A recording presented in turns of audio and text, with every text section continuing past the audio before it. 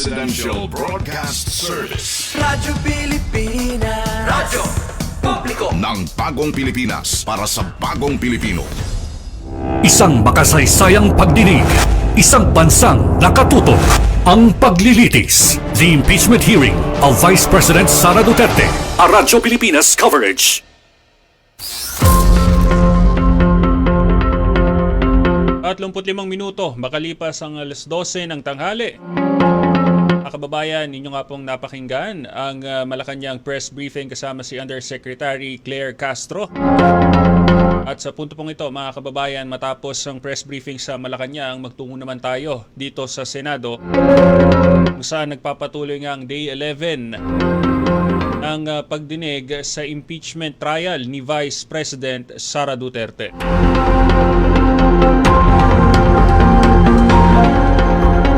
Tutungo tayo doon sa ating kasamahan na si Nympha Asuncion, 15 kahon ng mga dokumento sa confidential funds inihaharap ng House Prosecution sa impeachment trial ni Vice President Sara Duterte. Nakatutok doon ang ating kasamang si Nympha Asuncion. Ang paglilitis, the impeachment hearing of Vice President Sara Duterte. A Radyo Pilipinas coverage.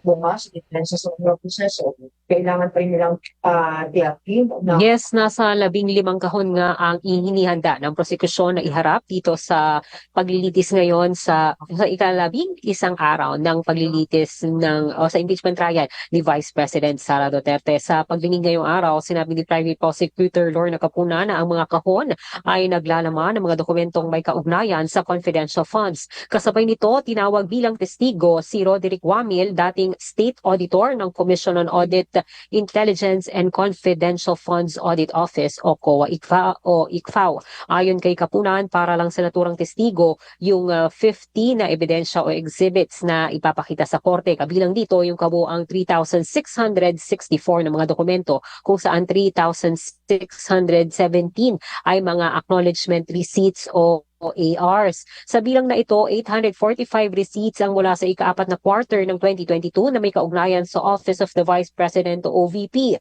Hiniling din ng Kapuna na tanggapin ng impeachment court ang mga dokumento sa pamamagitan ng stipulation at binigyang diin na ang mga ito ay nagmula sa hindi. Ano ang observations mo dito sa Fiscal and Financial Plan approved on December 13, 2022? Hindi po siya compliant to the joint circular dahil yung first column, which is the programs, activities and projects, hindi po in-indicate nung OBP yung kanilang specific confidential activities na kanilang paggagamitan ng confidential fund as required under item 4.2 of the joint circular. Hindi ito specific according to you and according to 4.2 of the joint circular. Can you please enlighten us, ano itong section 4.2 ng joint circular? Under item 4.2 po ng joint circular, all requests or allocations for CF must be supported with a fiscal and financial plan which must indicate the proposed amount allocated for each program and activity dahil ito po yung magiging basis for the disbursement ng kanilang confidential fund. At yung mga sinabi mo, nakikita ba dyan sa dokumentong yan?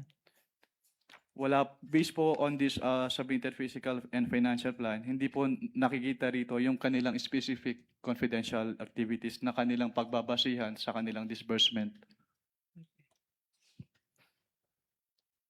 Apart from this, yung nakita mo sa column 1, ano pang ibang observations ang masasabi mo dito sa dokumentong ito?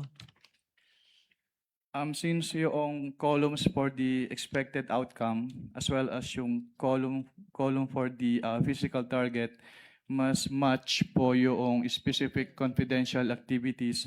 So hindi rin po nakamatch or hindi rin compliant yung columns po as mentioned. At bakit? Why do you say na hindi compliant na rin to sa joint circular?